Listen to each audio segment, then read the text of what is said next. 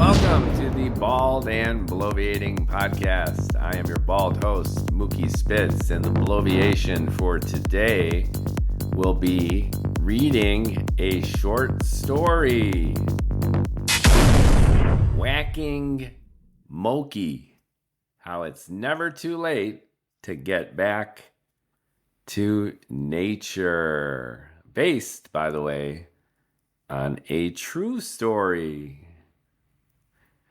Dieter Dunt had a way with steaks and chops, but his reputation rested squarely on his specialty salad dressing, 3 parts blue cheese to 1 part French. The rich, tangy mix was his pride and joy. The recipe shared exclusively with devoted regulars and anyone willing to listen to his latest theories about global cooling. Dieter was a 3rd or 4th generation German American who left his native state of Alabama to get away from Birmingham liberals and the colored people. With some measure of irony, the young Dunt took his family north, emigrating all the way up to Wisconsin, where the irony was rapidly lost amid all the Aryans who'd staked their claim there decades previous. Although the demographics instantly suited Dieter, as did the wide open country, the seasons were something for a southern boy to get used to. Sure, the summer heat and humidity roiling off Lake Michigan provided a hint of down-home familiarity, but only for a couple months until fall zoomed in, the tumbling leaves a maudlin harbinger for the onslaught of savage Canadian winds and thick winter snows, transforming the strange countryside into a truly alien landscape. Dieter eventually found his peace, hiking through the sedate bluffs, living reminders of the ancient glaciers that had once crushed everything in their path, heaving the ground into rolling hills spanning miles in every direction, the walls of ice once cold, relentless, and white. He'd often take his .22 rifle up into the glorious bluffs to hunt small animals lurking in the brush, the foray's welcome reminders of his youth. The Dunts fit right in and flourished. Hardy folk liked hearty food, so Dieter eventually opened a restaurant and bar, his radicalism tempered by age, less threatening environs, and his expanding interests into arcane conspiracy theories, tales of alien abductions, and the study of lost civilizations. As fine a conversationalist as he was a cook, Dieter would stroll out of the kitchen in his apron and sit with his regulars, sharing his secret recipes and latest theories about Atlantis and Armageddon. He'd win over friend and foe with his specialty salad dressing and gift for making the absolutely outrageous sound patently obvious. Once you got to know him better, you became less and less sure that he wasn't actually trying to fool you. Was this guy for real? Did he really believe the nonsense that came out of his mouth? Yet once you became his friend, none of that seemed to really matter. The Teslas, in contrast, were a Chicago couple who bought a second home not far from Dieter's restaurant. Initially wooed by the mystery dressing and then enamored by their host, they became part of the neighborhood elite who discovered ancient Egyptian history and how to properly prepare a mean T-bone steak. Leo Tesla had his own eccentricities. He owned a gay bar down in Chicago, ran it like a delicatessen. A straight businessman who couldn't care less about gay culture or politics, He considered it a professional travesty to worry about anything besides keeping the cooler stocked, the place more or less clean, and most importantly, the cherished liquor license in proper order. People who got to know him and Dieter joked that they both took refuge up north only to find each other. Leo running a freak show simply because it made more money than a gift shop, Dieter operating an all-American mom and pop joint as he braced himself for the end of the world. The two complemented each other well, sharing quality time whenever Leo took his wife up north to get away from the urban sprawl. Did you know that I'm a direct descendant of the lost tribe of Israel? Dieter claimed one evening, trying to debunk his neo-Nazi past for good. I thought you were a white trash kraut from Alabama, said Leo. I'm the one who's Jewish, remember? Jewish? What's Jewish? Your customers aren't faggish, they're fags, right? Go ahead and be Jewish then. I'm the only real Jew on this team. I'm family bloodline, officially traced from Mesopotamia to Egypt to Babylonia to the Irish Freemasons.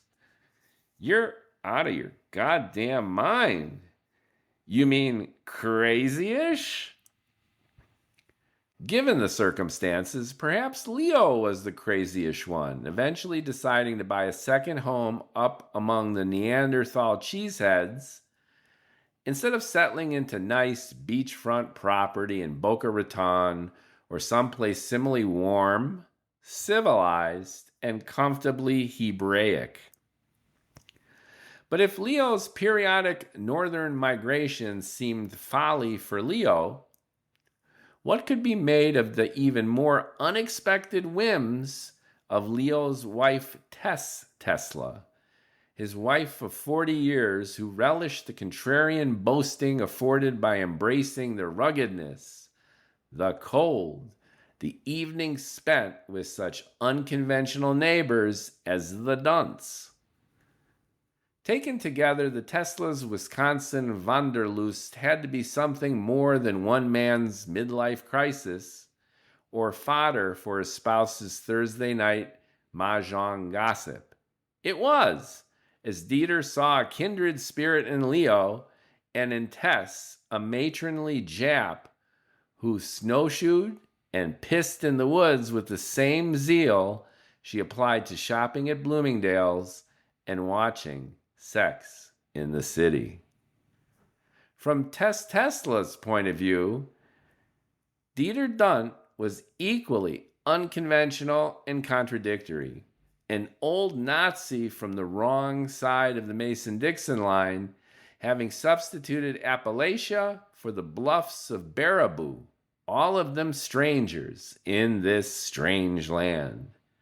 A survivalist at heart, Dieter clearly moved up north to escape, while the Teslas saw their own Wisconsin weekend forays as an exploration into the wilder side of themselves, a journey in search of parts natural, instinctual, unpredictable. Thanks to poor Mokie, though, they all quickly discovered where the wild things are and what happened soon after where they weren't. Mokie was the Tesla's 13-year-old cockapoo, a designer doggy hybrid. Their pet was supposed to have the devotion of a cocker spaniel and the intelligence of a poodle, but proved to be exactly what you'd expect. A hysterical little mutt that nipped at your ankles and insisted on sleeping with you in your bed. Leo and Tess Tesla didn't care. With all three of their children growing up and grown up, going to college and eventually leaving home altogether, Mokie became a four-legged member of the family, sitting at the table, becoming Tess's shopping companion, and being taken up to Wisconsin for weekends and extended summer stays. But 13 is a big number in doggy years. The mokester flying through middle age and well into his senior years as the Teslas held their own in terms of overall human health and happiness. So while the couple hiked the bluffs and hung out in Dieter's diner, a weakened, sickly Mokie would wait for them back home, his physical deterioration eventually leading to the poor pooch losing his little doggy brains altogether. As if the skin lesions and tumors and enormous veterinarian bills wouldn't have been enough, sickly and senile Mokie finally crossed the line one afternoon and sank his tiny cockapoo fangs into Leo's right leg, officially announcing the time to take the doggy down. The only question was how? Leo and Tess first thought a trip to their veterinarian back in Chicago would do the trick. Clinical, painless, humane. But something about their surroundings wouldn't allow it. They were up in Wisconsin for a reason. The trees and brush were speaking to them. Nature's sentiments echoed through the hills, whispered to them in the chilly wind. Rejecting a vet's lethal injection, they dined at Dieter's restaurant and sought his advice. "I can take care of it for you," Dieter said without a moment's hesitation. The "take care of" sounded ominous to Leo, like a line from The Sopranos. "What do you mean?" "I mean, I can take him down for you, quickly. The dog won't feel a thing." Tess gasped. Then she understood. The trees and brush spoke to her. The wind howled. Without saying a word, the Teslas acquiesced. Dieter grew up in Alabama hunting things and still had that .22 caliber short rifle he used to kill smaller critters like squirrels. The small caliber would do the job without causing additional damage. They would dig a hole, put the dog into it. Dieter would aim the weapon and shoot. Done. That evening, an hour or so before dusk, Dieter came over to the Teslas with his piece. Leo had already dug the hole in their yard, a couple feet square, about 3 feet down. The process had exhausted him emotionally, but they were both ready for the inevitable by the time Dieter arrived. Mokie was in bad shape, and they wanted to end the creature's suffering. Dieter gave them the option to look or not to look. They both wanted to look, perhaps to make sure the process truly was fast and painless, or perhaps to say their final farewell for as long as they could. Leo brought the dog to the edge of the hole. The dog, as if sensing the end was near, did not resist. Almost anticlimactically, Leo gave the dog to Dieter, who delicately put the animal into the hole, aimed his .22 caliber short rifle, and, as Leo and Tess both watched, fired a round, point blank, into the dog's skull. Mokie did not yelp or make any sound. But Mokie did not die either. Like a chicken with its head snapped off, Mokie instead sustained the impact and then began to kick and thrash.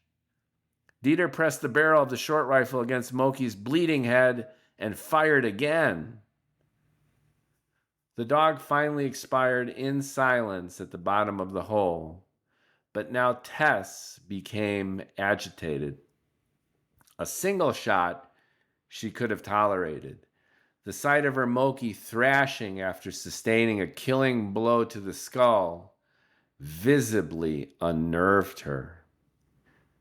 Dieter handed Tess the rifle and told her to shoot it. The Teslas both stood there, dumbstruck. Dieter implored her to take and discharge the weapon. "Where?" she asked. "Anywhere," he replied, gesturing into the now setting sun. Tess aimed at nothing and fired. The stratagem worked. Tess felt better. Holding the weapon and discharging it took the mystery of the act of Mokie's death away. She suddenly understood exactly what had just happened. The knowing automatically took away her fear and horror. They went inside for a drink. They toasted some scotch for Mokie. But Leo and Tess really drank for themselves. For the first time, they understood why they vacationed in Wisconsin with an ex-Nazi and didn't buy a beachfront house in Boca Raton.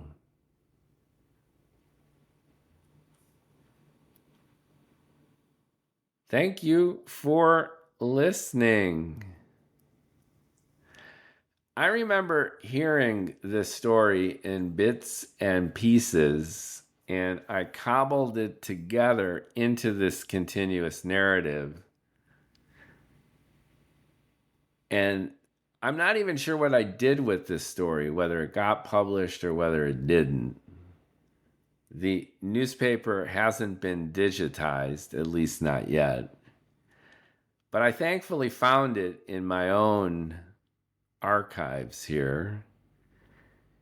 And I really like it. I think what resonates the best for me is this paradox of an old Nazi type person not only befriending a pair of city slicker Jews, but teaching them how to man up, if you will, in the face of death and suffering.